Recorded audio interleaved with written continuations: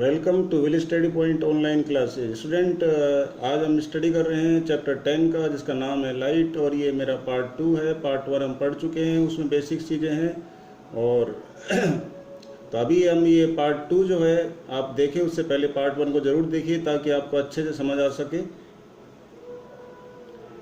और स्टूडेंट, यदि आप मेरे वीडियोस रेगुलर देख रहे हैं तो प्लीज़ लाइक करिए, शेयर करिए, सब्सक्राइब करिए, अपने फ्रेंड्स रिलेटिव्स को बताइए, नीडी पर्सन को बताइए, और अपडेट्स आप चाहते हैं तो बेल आइकन अवश्य दबाइए। स्टूडेंट, आज हम स्टार्ट करेंगे। हमारा जो टॉपिक है वो ये है rules for obtaining the image made by the concave और कॉन्वेक्स मिरर। जब हम कॉनकेव और कॉन्वेक्स मिरर से जब इमेजेस बनती है तो किन रूल्स का ध्यान रखा जाता है, ये हम पढ़ चुके हैं। कि लाइट की जो रे नेचर है वो हम यहाँ पढ़ रहे हैं, और पार्टिकल नेचर है जो हम पढ़ेंगे वो हायर क्लास में होगा। तो अभी जो रेज से, जो लाइट की जो रेज आती है, उनसे जो इमेजेस बनती है कॉनकेव और कॉन्वेक्स में, तो उसके लिए क्या रूल्स जो है हमें याद रखने हैं माइंड के अंदर, तो हम यहाँ देखते हैं। रूल नंबर 1 है, a ray of light parallel to the principal axis passes through its focus after reflection. पहला रूल है स्टूडेंट, यदि एक जो लाइट की रे है वो पैरेलल आती है किसके, प्रिंसिपल एक्सिस की। पहले आपको बता चुका हूँ प्रिंसिपल एक्सिस क्या होती है। तो प्रिंसिपल एक्सिस के जो पैरेलल आती है वो आपको क्या करना है, आपको ये रूल याद रखना है। कॉनकेव मिरर के अंदर, ये देखिए स्टूडेंट, कॉनकेव मिरर है, कॉनकेव मिरर के अंदर जो रे पैरेलल आती है प्रिंसिपल एक्सिस के, वो रिफ्लेक्शन के बाद फोकस से रिटर्न होती है, यानी फोकस से पास होके लौटती है। ये रूल नंबर 1 हुआ। लेकिन कॉन्वेक्स मिरर में क्या होता है, जो है रे आती पैरेलल है, लेकिन फोकस से रिटर्न एक्चुअल में नहीं होती है, रिटर्न होती हुई लगती है, seems to return from focus, और एक्चुअल में वो कॉन्वेक्स मिरर से टकरा के लौट जाती है, यानी डाइवर्ज हो जाती है, लेकिन लगता है ऐसे है कि फोकस से रिटर्न हो रही है। तो आपको ये रूल याद रखना है। कॉनकेव में तो एक्चुअल में जो है पास होती है फोकस से, और इसमें seems to return from focus ऐसा लगता है, लेकिन होता नहीं है। मैंने लिखा है ray of light parallel to principal axis pass through its focus after reflection. और यहाँ पर स्टूडेंट आपको जोड़ना है इन कॉनकेव मिरर। अब आपको इसका बताना है तो कैसे लिखेंगे, मैंने दोनों रूल एक में लिख दिए हैं। Ray of light parallel to principal axis, ये देखिए, passes through its focus after reflection नहीं लिखना है, आपको लिखना है seems to diverge from focus. Ray of light parallel to principal axis seems to diverge from focus in, यहाँ बोल देंगे इन कॉन्वेक्स मिरर, और यहाँ बोलना है इन कॉनकेव मिरर। दूसरा रूल भी इस तरह से ही है, देखिए दोनों रूल इसी में मैंने ऐसे ही लिखे हैं, बस आपको थोड़ा सा लैंग्वेज चेंज करना है। और आप लिख सकते हैं या ऐसे भी लिख सकते हैं, ये भी अलाउ है। मोस्टली स्टूडेंट तो ऐसे ही लिखते हैं, जिससे दोनों जो है रूल एक में आ जाते हैं। A ray of passing through the principal focus, जो रे है, मान लीजिए ऐसा भी हो सकता है कि प्रिंसिपल फोकस से पास हो रही हो, तो क्या होगा उस रे का ये होगा कि वो रिफ्लेक्शन के बाद पैरेलल जो है लौटेगी, यानी कि उल्टा रूल हो गया फर्स्ट रूल का। यदि आपने देखा कि पैरेलल आती है तो फोकस से लौटती है, और इसमें क्या होता है, बहुत सिंपल है, फोकस से जाएगी तो पैरेलल लौटेगी, उल्टा रूल है, बहुत आसान है। और इसके मामले में अब देखिए, इसको हम लिखेंगे कैसे, ray passing through the principal focus of concave mirror, ये जो होती है, या डायरेक्टेड हो फोकस की तरफ कॉन्वेक्स मिरर में। देखिए कॉन्वेक्स मिरर में भी देखो फोकस तरफ डायरेक्टेड है, और इसमें पास हो रही है, बस ये डिफरेंस है। आपको ये बोलना है, कॉनकेव मिरर में तो क्या है, passing through the focus of concave mirror और directed to the focus of convex mirror. फिर रिजल्ट क्या निकलेगा, become parallel to principal axis after reflection. दोनों ही केस में रिजल्ट सेम निकलता है। ये देखिए become parallel to principal axis, become parallel, ये देखिए पैरेलल हो गई किसके, प्रिंसिपल एक्सिस सीपी के। तो दोनों ही केस में क्या होता है, बिकम पैरेलल और बिकम पैरेलल। और आने के टाइम पे क्या बोलना है आपको, इसमें तो बोलना है पासिंग थ्रू फोकस, इसमें बोलना है डायरेक्टेड टू फोकस। तीसरा रूल देखेंगे स्टूडेंट, ए रे passing through the centre of curvature. ऐसा भी हो सकता है कि रे जो है सेंटर ऑफ कर्वेचर से पास हो, जैसे फोकस से हो रही थी, यहाँ पर किससे पास हो रही है, सेंटर ऑफ कर्वेचर से। तो सेंटर ऑफ कर्वेचर से पास होती है तो आफ्टर रिफ्लेक्शन क्या होता है, return along the same path के अलोंग लौट जाती है। और यहाँ पर ये बोलना है कि seems to return along the same path, ठीक है। ये देखिए, ray passing through the centre of curvature of concave mirror या directed to the centre of curvature. Starting तो ये है पासिंग थ्रू और डायरेक्टेड टू, और रिजल्ट में क्या बोलेंगे, get reflected back along the same path. उसी पाथ के अलोंग रिफ्लेक्ट हो जाती है, उसी पाथ के अलोंग रिफ्लेक्ट हो जाती है, ये बोलना है। रूल नंबर ये हमारा 3 था। ये रूल नंबर 4 है, ए रे इंसिडेंट ऑब्लिक्वली। यदि कोई रे जो है ऑब्लिक्वली आती है, यानी कि टेढ़ी आती है, सलांट जिसे कहते हैं, तो वो क्या होती है, रिफ्लेक्ट हो जाती है ऑब्लिक्वली इन बोथ द मिरर्स। दोनों मिरर में ऐसा होता है। देखिए कॉनकेव मिरर में रे जो है टेढ़ी आ रही है, ऑब्लिक्वली आ रही है। जितना एंगल वो जो है प्रिंसिपल एक्सिस के साथ बनाती है इंसिडेंट के टाइम पर, उतना ही वो रिफ्लेक्ट के टाइम पे बनाती है। तो इंसिडेंट और रिफ्लेक्शन दोनों बराबर रहते हैं। तो ऑब्लिक्वली आती है, ऑब्लिक्वली लौट जाती है। इसमें भी देखिए ऑब्लिक्वली आती है, ऑब्लिक्वली जो है लौट जाती है। तो फोर्थ रूल दोनों में सेम रहता है, कोई हल्का से भी लैंग्वेज का फर्क नहीं है। इस तरह से स्टूडेंट 4 रूल है। जब भी हम कोई रे डायग्राम बनाएंगे किसी ऑब्जेक्ट का, तो उसके लिए 4 रूल याद रखेंगे। इन 4 रूल में से किसी भी 2 रूल को आपको यूज करना है रे डायग्राम बनाने के लिए, तो आपका रे डायग्राम बन जाएगा। कैसे बनाएंगे अब हम उसकी स्टडी करेंगे। डिफरेंट इमेज कैसे बनती है कॉनकेव मिरर में। तो देखिए पहला हमारा जो केस है, केस 1 है, यदि ऑब्जेक्ट को रखा जाए इन्फिनिटी पे, तो इमेज जो है कहाँ बनती है, एट द फोकस बनती है। ठीक है, आपको पेपर में दिया जाएगा ऑब्जेक्ट इन्फिनिटी पे रखा हुआ है, ये आपको याद करना है। सेकंड पार्ट, वो इमेज कहाँ बनेगी, फोकस पे बनेगी, एक बात। दूसरी बात आपको ये बताना है कि उसकी जो है नेचर कैसी रहेगी। तो उसकी रहेगी रियल और इन्वर्टेड। रियल इमेज बनेगी और इन्वर्टेड मतलब उल्टी बनेगी। साइज क्या रहेगा, वेरी स्मॉल बनेगी, और पॉइंट साइज बनेगी, और हाईली डिमिनिश बनेगी। तो अब देखिए इसमें, तो अभी ये देखिए मैंने एक ऑब्जेक्ट रखा हुआ है, यहाँ पर मैंने कैंडल ली है जो कि क्या है, इन्फिनिटी डिस्टेंस पर रखी है। इन्फिनिटी का सिंबल है, आप लेटा हुआ 8 बना देंगे जो कि इनफाइनाइट का सिंबल है। तो आपको क्या करना है, ये ए बी जो है मैंने एक यहाँ पर जो है इस कैंडल को एक एरो से दिखाया है, ए बी से। आगे जहाँ भी मैं एरो दिखा रहा हूँ इसका मतलब वहाँ पर कोई कैंडल रखी हुई है या कोई ऑब्जेक्ट रखा हुआ है। ऑब्जेक्ट को हम एरो से दिखाते हैं।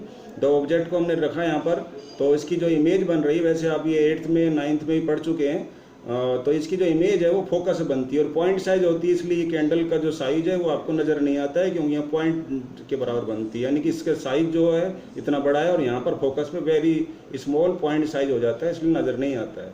तो यहाँ से जो रेज जा रही है, देखिए पैरेलल जा रही है। हमारा रूल था कि रे पैरेलल जाएगी तो फोकस से पार होगी, तो ये रे जो है फोकस से एक जगह आकर के फोकस पे मिल जाती है और यहाँ पर ऑब्जेक्ट की इमेज यानी फोटो बन जाती है। ठीक है, ध्यान रखना है आपको ये बात। और आपको केवल बस ये 2 जो है, मैंने बोला था कि 2 रे काफ़ी होती है डायग्राम बनाने के लिए, इसकी आवश्यकता नहीं। जो सी से जा रही है चाहे ना बनाए आप, कोई दिक्कत नहीं है। दूसरा है आपका केस है, यदि ऑब्जेक्ट को, आपको मैंने बताया ये आधा पार्ट लिखा मिलेगा पेपर में, ऑब्जेक्ट को कर्वेचर के पीछे रख दिया जाए, सेंटर ऑफ कर्वेचर के, तो इमेज कहाँ बनेगी ये आपको याद करना है। कोमा के बाद वाला पार्ट बिटवीन एफ और सी के बीच में बनेगी। देखिए ऑब्जेक्ट को कर्वेचर के बियॉन्ड पीछे रखा गया है। ए भी एक ऑब्जेक्ट है, ठीक है, लेकिन इनफाइनाइट से और कर्वेचर के बीच में भी कह सकते हैं, या कर्वेचर के बिहाइंड पीछे भी कह सकते हैं। तो यहाँ रखा जाए ऑब्जेक्ट को, तो इमेज जो है ये देखिए यहाँ बन रही है, बिटवीन कहाँ बनती है, सी और एफ के बीच में बनती है। स्टूडेंट एक बात नोट करें कि हम जो है ऑब्जेक्ट को इधर खिसकाते जा रहे हैं, लेफ्ट से राइट की तरफ जा रहे हैं, तो हमारी जो फोटो है, जो इमेज है, वो भी उसमें उल्टा हो रहा है, वो राइट से लेफ्ट की तरफ आगे बढ़ रही है। ये टेक्निक है याद करने की कि आंसर कहाँ बनेगा। तो इसका आंसर कहाँ बनेगा, जब हम और आगे चले आगे, तो यहाँ भी हम और आगे जाएंगे, लेकिन किधर जाएंगे, राइट से लेफ्ट की तरफ। ठीक है, एफ से सी की तरफ। और यहाँ कहाँ जाएंगे, इनफाइनाइट से सी की तरफ। तो इनफाइनाइट सी की तरफ जाते हैं, तो यहाँ पर है कि ऐसे कह सकते हैं, इनफाइनाइट से जो है हम पी की तरफ जाते हैं। ऐसे याद कर लो आप, इनफाइनाइट से पी की तरफ जाते हैं, तो इसमें उल्टा होता है, पी से इनफाइनाइट की तरफ जाते हैं। ठीक है, तो मैंने यहाँ रखा ऑब्जेक्ट को, अब पी से इनफाइनाइट की तरफ, इधर चलेंगे, तो पहले एफ का था ऑब्जेक्ट, अब जो सॉरी इमेज पहले एफ पे थी, अब इधर बनेगी इमेज, तो ये हम इधर आ गए।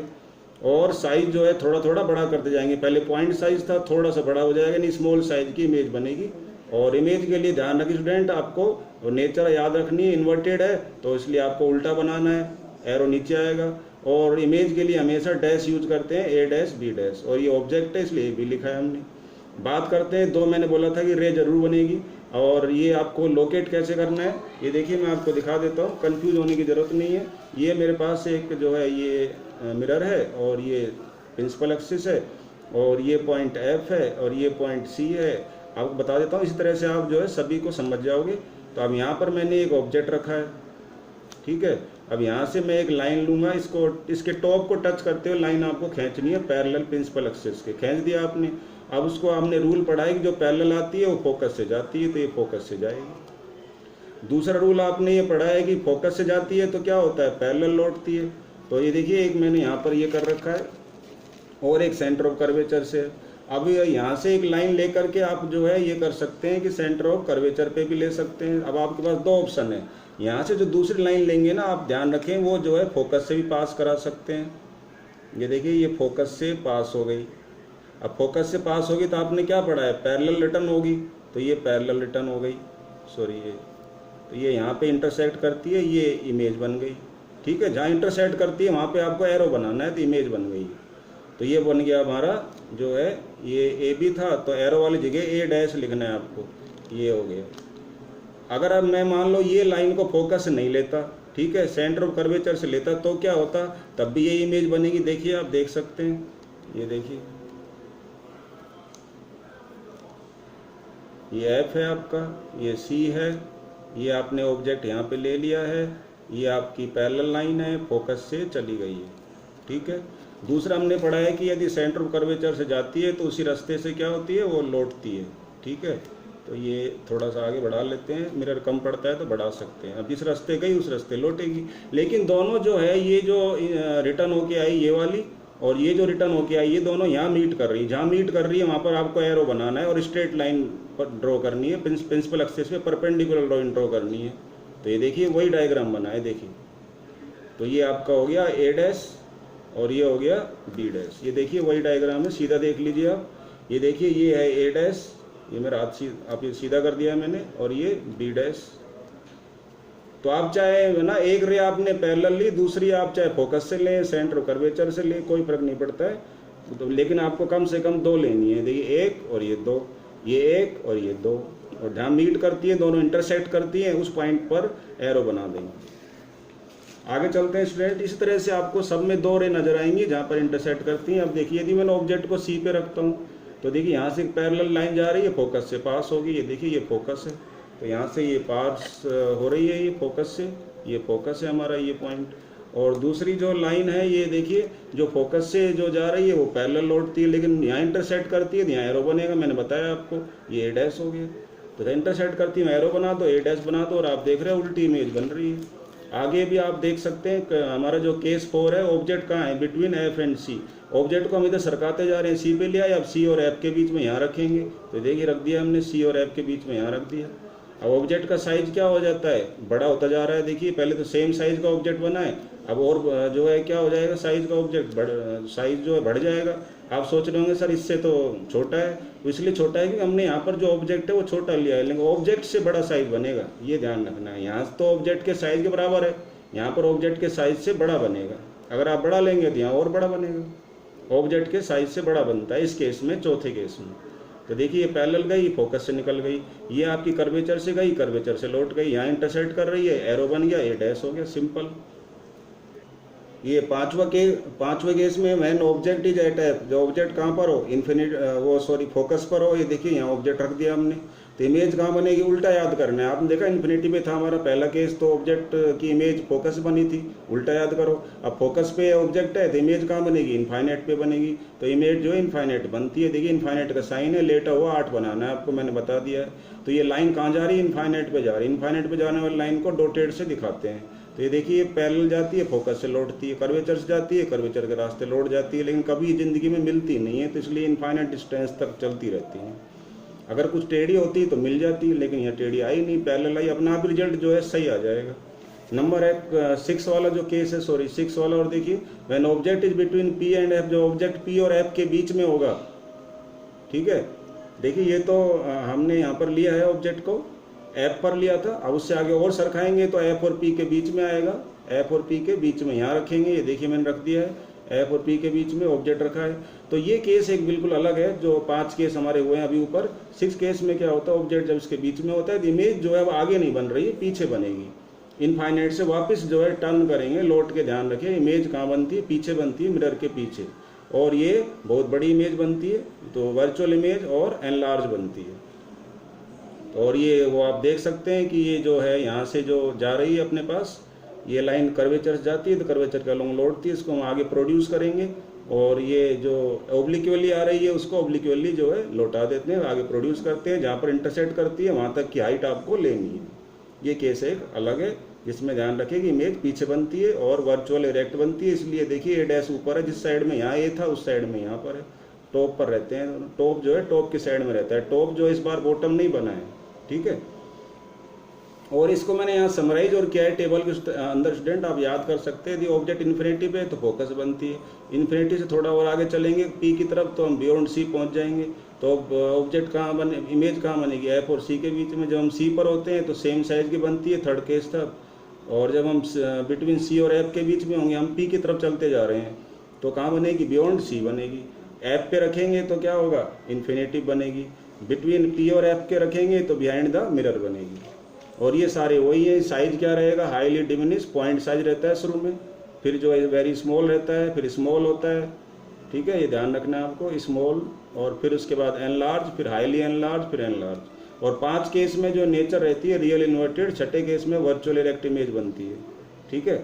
और ये इमेज बाई कॉन्वेक्स मिरर है, ये समरी उसकी है। पोजीशन जो है ऑब्जेक्ट की क्या है, इन्फिनिटी पे। इसमें 2 ही केस होते हैं स्टूडेंट, ऑब्जेक्ट इन्फिनिटी पे रखा हुआ है तो फोकस पे बनेगी इमेज, एट द फोकस, और बिहाइंड द मिरर बनेगी। ये उल्टा है, ध्यान रखें। कॉनकेव में जो है मिरर के सामने बन रही थी फोकस पे, लेकिन यह फोकस पे मिरर के सामने नहीं, पीछे बनती है, ठीक है। और साइज कैसा रहेगा, वही पॉइंट साइज रहेगा। ये सिमिलरिटी है, साइज तो पॉइंट रहता है, लेकिन जो इमेज बनी वो पीछे बनी। और बिटवीन, अब उसके बाद आता है इन्फिनिटी और पी, यानी पोल के बीच में कहीं भी रखें ऑब्जेक्ट को, तो इसमें जो है आगे ध्यान रखें, जो है 4-5 केस नहीं होते हैं, एक ही आंसर आता है हमेशा। जब पी और इन्फिनिटी और पोल के बीच में रखते हैं तो जो इमेज होती है वो बिटवीन पी और एफ के बीच में बनती है और मिरर के पीछे बनती है। तो ध्यान रखें, इसमें जो चेंज वो ये है कि एक तो मिरर के पीछे बनती है, और कहीं भी रखें आप ऑब्जेक्ट को इन्फिनिटी और पोल के बीच में तो पी और एफ के बीच में बनेगी। आपको ये डायग्राम में अभी दिखा देता हूँ। और इसका जो रिजल्ट आता है वो इमेज का जो है ना रहता है नेचर, वर्चुअल और इरेक्ट रहता है, यानी सीधी इमेज बनती है, इरेक्ट मतलब सीधी, और वर्चुअल मतलब स्क्रीन पे नहीं बनती है। और इसका वो देख सकते हैं आप यहाँ पर, ये जो 2 डायग्राम है, देखिए केस 1 में हमने ऑब्जेक्ट को इन्फिनिटी पे रखा है, तो यहाँ से जो जाएगी तो डाइवर्ज हो जाती है, यहाँ से रे आती है, ये भी डाइवर्ज हो जाती है, जो पैरेलल आ रही है वो फोकस से लौटती हुई लगती है, तो इस तरह से। और ये केस 2 में भी आपके पास देख सकते हैं आप, तो ये जो जा रही है इमेज, सॉरी जो रे जा रही है वो क्या होती है, डाइवर्ज होती हुई लगती है। तो इस तरह से हमारे पास जो, और आपको ऐसा दिखाना है कि वो फोकस से लौट रही है, और यहाँ पर क्या दिखाएंगे, जो है कर्वेचर से लौट रही है। तो स्टूडेंट इस तरह से 6 केस हमारे उसमें थे, 2 केस इसमें हैं, तो टोटल जो है आपको ध्यान रखना है कि कॉनकेव मिरर में 5 केस में क्या होती है, आपकी रियल इन्वर्टेड इमेज बनती है, छठे केस में वर्चुअल बनती है, इसमें हमेशा जो है वर्चुअल इमेज बनती है। तो आज के लिए इतना ही स्टूडेंट। आगे आपको यदि वीडियोस पसंद आ रहे हैं तो प्लीज़ कमेंट्स में कमेंट डालिए, मैं ट्राई करूँगा सोल्व करने की प्रॉब्लम। आज के लिए इतना ही, थैंक यू।